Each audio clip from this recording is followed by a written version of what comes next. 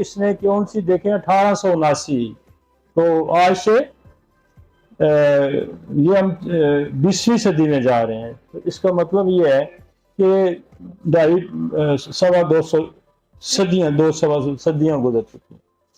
The Roman, Jews and Arabs all have documented referring to gonorrhea, and each society had their own description of the symptom and treated.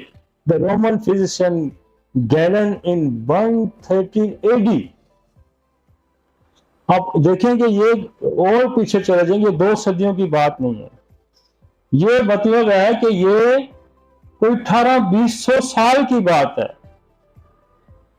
130 AD का मतलब यह है कि after the जो है ना Christianity, तो AD describe the disease as involuntary escape of semen, the word itself derived from the Greek meaning the flow of seeds. ये जो होता ये था कि जब गोनोरिया होता है तो जो यूरिथ्रल डिस्चार्ज शुरू हो जाता है, तो उन्होंने उस वक्त इसकी रिजेम्बलेंस ये दी कि उस समझते थे कि सीमन डिस्चार्ज हो रहा है। ठीक है ना जी। The word itself derives from the Greek meaning the flow of the seeds. Gonorrhea is currently the second most commonly notifiable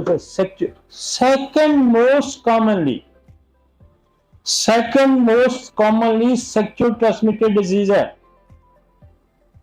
Currently, the second most commonly notifiable sexually transmitted infection (STI) recorded the Center for the Disease Control and Prevention, second only to the chlamydia। उसके बाद chlamydia infection है। Gonorrhea notifies have been on the rise all over the world and in several European countries since the early 2000s. Particularly its populations with higher frequency of the spread of the STDs, such as men who have sex with men and women। ठीक है जी, आगे।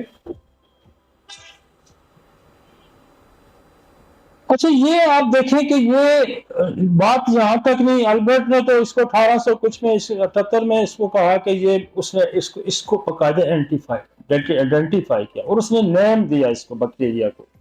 लेकिन इससे पहले कई सौ साल पहले से ये चला आ रहा है और ये रिपोर्टेड है, डॉक्यूमेंटेड है कि जब वो यूरिथ्रल डिस्चार्ज उन्होंने देखा तो उन्होंने कहा कि ये कोई ऐसा फ्लो है कि जिसका मकसद ये है कि कोई इन्फेक्शन डिजीज है। तो ये रिपोर्टेड बहुत पुराना है। Young heterosexual individuals of both sex, ये दोनों सेक्स में हो जाता है, मेल एंड फीमेल में, having been the recognized the least, वो कहता है 3500 years, 35 years, 3500 साल पुरानी बीमारी है ये। जैसे हमने कहा था उसमें ट्यूबरकुलोसिस में, तो ये उसके बाद सेकंड लार्जेस्ट इंफेक्शन है जो 3500 साल पुराना है। The fight against the disease began in फेनेटिटी before the antibiotic era. Antibiotic आया तो उसने फिर इसको कुछ कंट्रोल किया, लेकिन एंटीबायोटिक ने जब इसको कंट्रोल किया तो फिर क्या हुआ, फिर एक और तमाशा लगा जिसको हमने आके ऑब्जर्व किया कि इनफर्टिलिटी होगी। फिर हमने पैदा किया कि फिर ट्यूमर बनने शुरू हो गए। ठीक है ना, वो मैं डिटेल इसकी आगे जाके डिस्कस करूंगा कि फिर इसके साथ तमाशे फिर क्या लगे। एंटीबायोटिक ने सिक्रेशन को वक्ती तौर पर रोक दिया, वहां सप्रेस होगी और फिर उसने इसकी नस्लें बर्बाद कर दी। फिर जेनेटिकली माजूर बच्चे पैदा होने शुरू हुए, फिर बेशुमार मसाइल पैदा होने शुरू हुए जिसका मैं आगे जिक्र करूंगा। The most important challenges today is the emergency of the multi drugs। और अब ये हो गया कि हमारे साथ एक और बड़ा प्रॉब्लम हो गया कि ये जो गोनोरिया, जैसे मैंने कहा था टीबी भी मल्टी ड्रग रेजिस्टेंस हो गया, गोनोरिया भी टीबी से मिलता जुलता हो गया। जहां बहुत ड्रग रेजिस्टेंस आ गई, इसकी भी जो एंटीबायोटिक अब रेजिस्टेंस आ गई है कि ये कोई एंटीबायोटिक, मैं आपको बताऊं 30 साल 25 साल 40 साल के केस मेरे पास रिपोर्टेड हैं जिनका गोनोरिया अभी तक ठीक नहीं। اور اس میں اسٹرکچر بنا, اس میں اس کو ایلیگوسپرمیا ہوا, ایزوسپرمیا ہوا, انفرٹیلٹی, میل, بے شمار مسائل ہیں اس کے. ایک تو untreated and wrongly treated, untreated, wrongly treated and suppress disease نے ایک بڑے تماشے لگائے. اور آج جو ہماری نئی نسل میں جینیٹک مسائل پیدا ہوتے ہیں, جہاں ٹی بی کا رول ہے, اس میں اس کا گنوریا کا یا اس کا سائیکوسس کا بھی بہت بڑا رول ہے.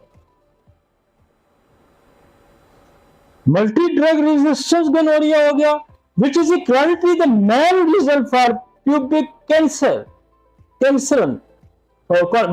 pubic concern responsible for the evolution of Neisseria gonorrhea into the super big. تو یہ آپ کا ایک ایسا ہے کہ اب اس پہ آپ نے ہائیلی اینٹی بایوٹک یوز کی. میرے پاس لوگ آتے ہیں, وہ کہتے ہیں جی پچھلے 10 سال سے 5 سال سے ہر مہینے 2 مہینے بعد ایک اینٹی بایوٹک کا کورس کرنا پڑتا ہے لیکن ہم ٹھیک نہیں ہوتے. تو یہ جو ڈرگ ریزسٹنس آئی ہے, اس ڈرگ ریزسٹنس کو بریک کون کرے گا؟ یہی میڈولینم کرے گا. سمجھ آئیے آپ کو؟ تو یہ ایج آپ کے پاس ہے, یہ ایج کسی اور کے پاس نہیں ہے. لیکن مجھے اب خوشی ہو رہی ہے کہ بہت سارے دوسرے سسٹم سے وابستہ لوگ نسوڈس کے بارے کیوری کرتے ہیں, اس کے بارے میں پوچھتے ہیں کہ یہ کیسے کام کرے گا. ایون اچھے اسپیشلسٹ بھی اس کے بارے میں, اور انہوں نے دینا بھی شروع کیا.